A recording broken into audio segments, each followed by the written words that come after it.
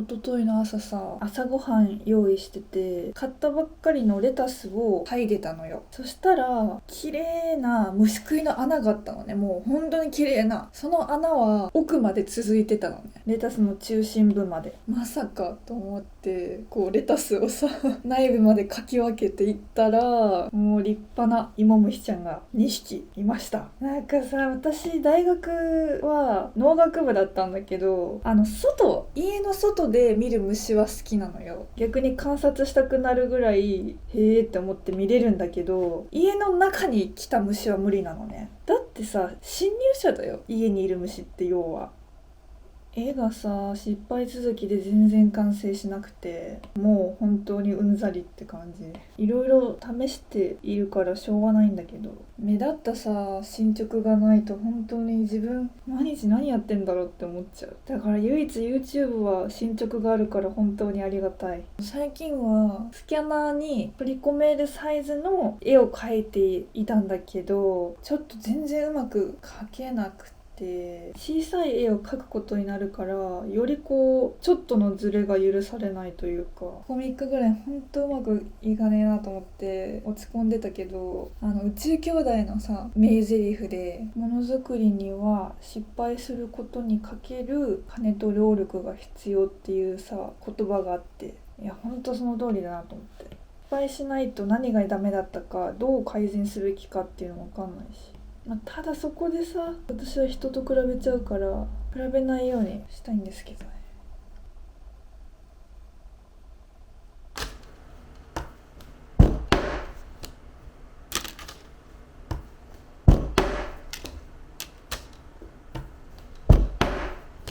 よし叩くたんびにカメラずれちゃった。私銀杏大好きなんだけど、めちゃくちゃ美味しいよね。もうピスタチオはいいので銀杏くださいって感じ。同じ殻むくってジャンルで、せっせこせっせこ殻割ってたんだけど、銀杏どうやって割ろうかなと思って、であずに家にトンカチあるって聞いたら、石割る用のハンマーならあるって言われて借りたんだけど、めっちゃ使いやすい。石と銀杏の殻を割るハンマー。今夜は串カツパーティーなんだけど、楽しみすぎてもうすでにジョッキ用意しちゃった。イチョウの木にさオスメスあるって知った時結構びっくりしなかった？私びっくりした。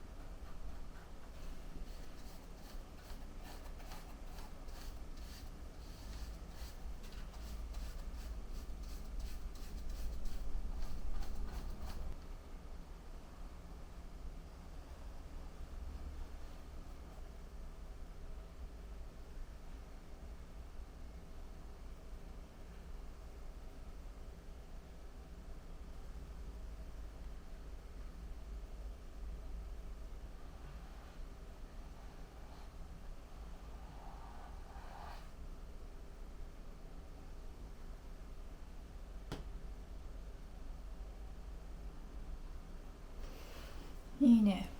この静けさの中で描くの好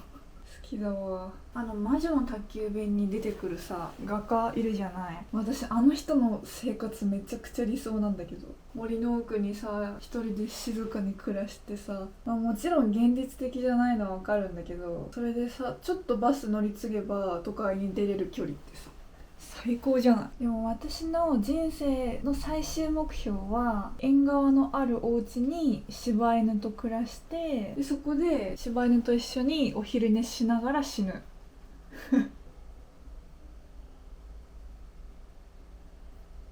私キャンバスのさ大好きなところってさ、こう塗る感触がさ毛穴を埋める感覚に似てるのよ。ファンデーション塗るときに毛穴を埋める感覚にめっちゃ似てるなと思ってて、キャンバスってへっこんでる部分があるからさ、でそこを埋めていくことで色が乗っていく感じがあって、その作業が楽しいんだよね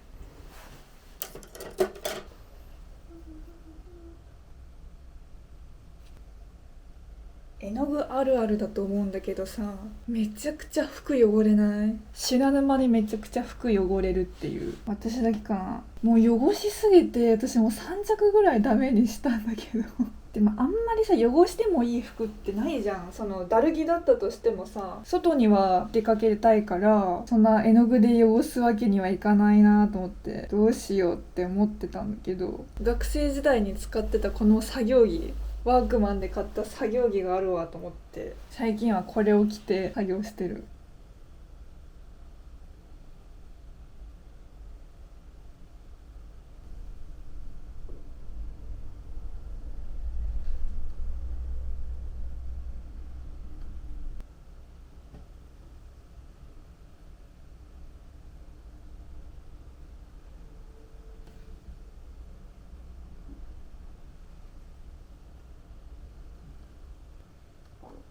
ずっとお腹鳴ってんだけど聞こえてる？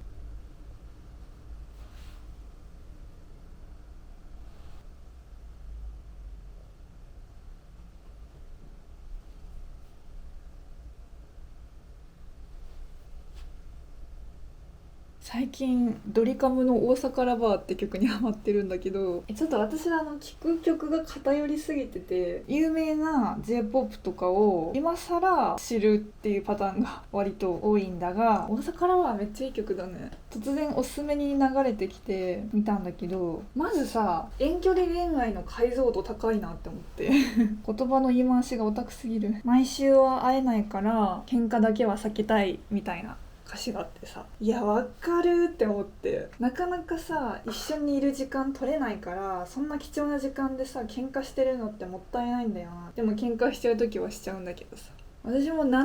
約7年付き合って、そのうち6年半は遠距離恋愛だったのね。だからその大阪ラバーの遠距離恋愛あるあるの気持ちめっちゃ分かってさ。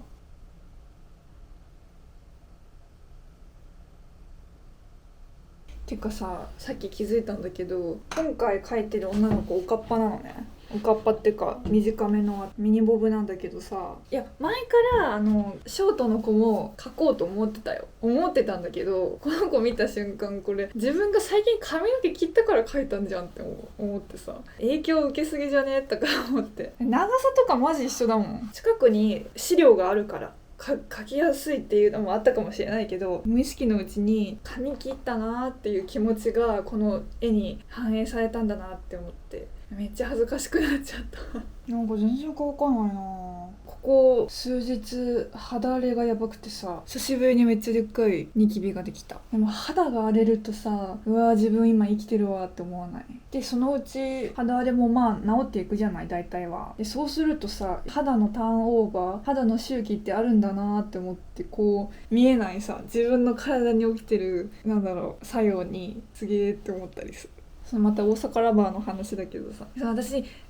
曲ってどっちかっていうと歌詞が大好きなの。歌詞をよく感じたいタイプなんだけど、まずさ、その大阪ラバーの登場人物の設定としてさ、彼女が多分東京住みで実家暮らし、彼氏側が大阪住みじゃん。一番最初の歌詞が彼女が東京から新幹線で最終に間に合ったよ、新大阪に着くよって言うんだけど、まずさそれ絶対金曜日じゃん。で金曜日に前乗りして土日一緒に過ごすってわけで、日曜の最終で帰るの、ちょっと月曜朝早いかもしれないから、ちょっともう夕方とか6時ぐらいのね新幹線で帰るかもしれないけど、正直さ、多分彼女は実家に住んでるから、彼氏が東京来たとてそのホテル代、宿代がかかっちゃうから、彼女が大阪で一人暮らししてる彼氏ん家に行くわっていうパターンが多いと思うのね。彼女からしてみたらプチ旅行みたいな感覚なんよ。彼氏に会いに大阪に行っているとはいえ、ちょっとプチ旅行だから、大阪着いたらちょっと観光もしたいし、彼氏と外でお出かけしたいなっていう気持ちがあるわけ。でも彼氏はもうずっと大阪住んでて、だからもうわざわざデートに予定とか立てないので、その新大阪に彼氏が迎えに来てくれるんだけど、いつも履いてるねだるぎってやってきて、彼女はこの後もうどどっか寄り道とかせずそのままお家に帰るんだってちょっと悲しくなっちゃうわけ。彼氏側としてはいつもの日常、いつもの暮らしプラス彼女がいるって感じだからさ、だからぶっちゃけ平日は仕事で疲れてるし、お家でねダラダラしたいなって思ってるわけよ。だからそのドリカムが遠距離恋愛マスターなんかなとか思っちゃって、ちょっと本当に全然詳しくなくて、その曲ぐらいしかちょっと私もわからないんですけど